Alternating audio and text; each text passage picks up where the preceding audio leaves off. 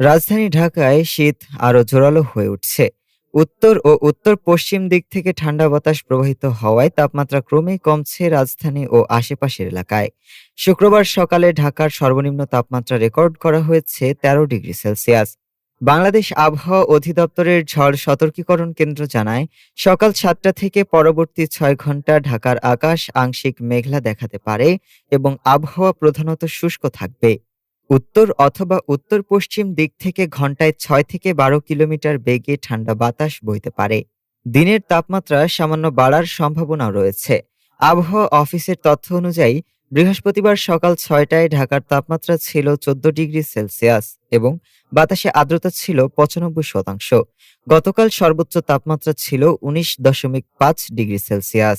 এদিকে সারা দেশে মাঝারি থেকে ঘন কুয়াশার সম্ভাবনার কথা জানিয়েছে আবহাওয়া অধিদপ্তর।